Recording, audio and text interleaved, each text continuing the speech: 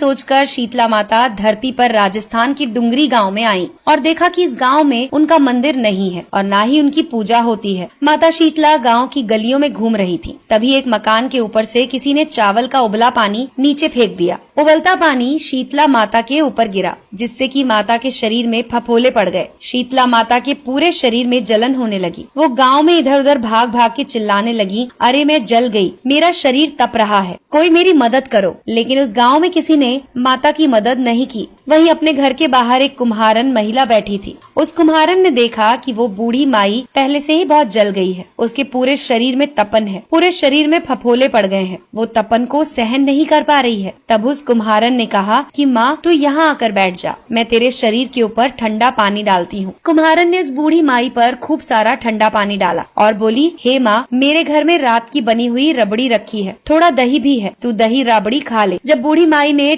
ज्वार के आटे की राबड़ी और दही खाई तो उसके शरीर को ठंडक मिली। तब उस कुम्हारन ने कहा, माँ बैठ, तेरे सिर के बाल बिखर गए हैं, ला मैं तेरी चोटी बना देती हूँ। कुम्हारन माई की चोटी गूंथने के लिए कंघी से बालों में करती रही। अचानक कुम्हारन की नजर बूढ़ी माई के सिर के पीछे पड़ी तो कुम्हारन ने देखा कि एक आंख बालों के अंदर छुपी हुई है। ये देखकर वो कुम्हारन डर के मारे भागने लगी। तब उस बूढ़ी माई ने कहा कि रुक जा बेटी, तू डर मत, मैं भूत प्रेत नहीं हूँ, मैं शीतला देवी हूँ। मैं तो इस धरती पर देखने आई थी कि कौन मुझे मानता है, कौन मेरी पूजा करता है। इतना कहकर माता ने अपने हीरे जवाहरात के आभूषण पहने हुए, सिर पर स्वर्ण मुकुट धारण किया हुआ अपना असली रूप उसको दिखाया। माता के दर्शन कर कुम्हारन सोचने लगी कि अब मैं गरीब, इस माता को कहाँ बिठाऊं। तब माता बोली, हे बेटी, तू किस सोच में पड़ गई है। तब उस कुम्हारन ने हाथ जोड़कर आंखों में आंसू बहते हुए कहा, हे माँ, मेरे घर में तो चारों तरफ दरिद्रता है, मैं आपको कहाँ बिठाऊं। मेरे घर में ना तो चौकी है ना ही आसन। तब शीतला माता प्रसन्न होकर उस कुम्हारन के घर पर खड़े हुए एक गधे पर बैठ गईं और हाथ में झाड़ू, दूसरे हाथ में डलिया लेकर उस कुम्हारन के घर की दरिद्रता को झाड़कर